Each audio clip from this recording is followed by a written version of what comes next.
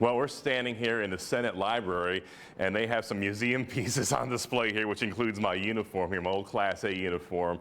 And that uniform retired in 2015. I didn't leave the Army until 2017. But anyway, it's not complete because obviously it's frozen in time where I was in 2015 and not where I was when I retired as far as awards go. But on there you see a lifetime of service. You just take a glance at it, Kuwait Liberation Ribbon, Defense of Saudi Arabia, NATO and Afghanistan, 3 overseas tours for 12 years out of the country, serving my country. Well, I'm going to skip some of these here. Afghanistan service, Southwest Asia medal with 3 stars on combat deployment, and all the way up for the various awards here. And the thing that really troubles me here is I think back on my 30-year career in uniform every day, willing to deploy around the world and lay down my life for the country, as so many other veterans have. And I'm really troubled that just 2 years out of the Army, roughly, that we're fighting for our basic freedoms. And you know, some people wonder why I'm so vocal in my criticism of the governor's handling of this COVID crisis, and especially his Secretary of Health, whose resignation I still call for. And really, it's about all the sacrifice for the freedoms that we've had and how easily they've been swept away by our governor. And this is not something that's partisan to me, it's personal. Because so many lives have been lost and so much has been sacrificed for these freedoms that we take for granted. Every day they're there, you know, freedom to worship, freedom to peacefully assemble, freedom of the press and speech and all that. But then have these edicts suddenly for a fake crisis that has less than 1% death rate, that only affects less than 1% of our population, and to have our freedoms suspended at the commands and edicts of a governor that's not talking to the General Assembly, whether Republican or Democrat in the Senate or House, who's acting unilaterally and even used the term for himself autocracy. And that's no different than the monarch we got rid of in 1776. And so I'm really bothered by this here. And it seems really troublesome to me that we're willing to stand aside as we have unconstitutional edicts come down from a governor, you know, compelling people to wear facial coverings, limiting your ability to gather and assemble, and that affected worship service as well. Many churches are still closed out of fear of retribution. Businesses being punished for being open, and they're safely open.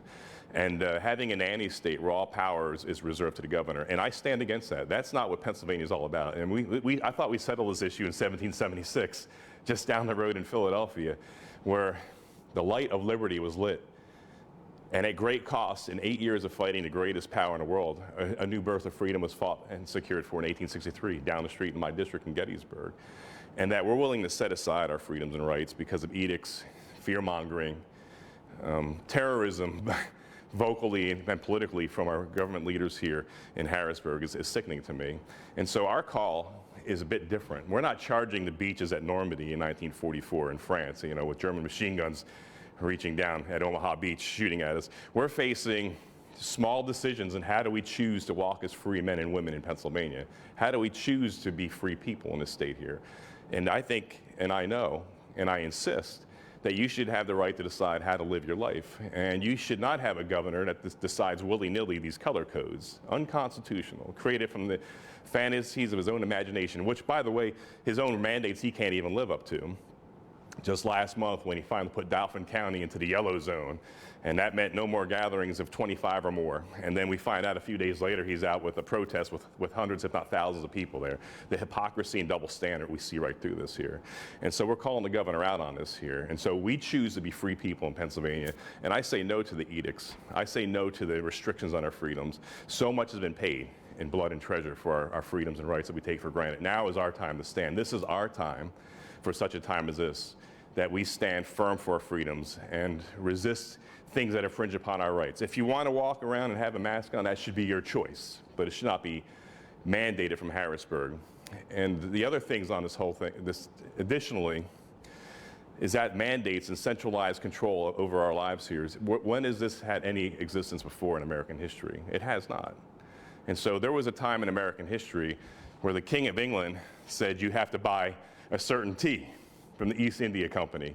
And in 1773, American patriots in Boston dressed up as Mohawk Indians and threw the tea overboard. It wasn't about the tea. It was about being forced and compelled to do something that was outside of their natural freedoms, their God-given rights, as delineated in our Declaration of Independence a few years later.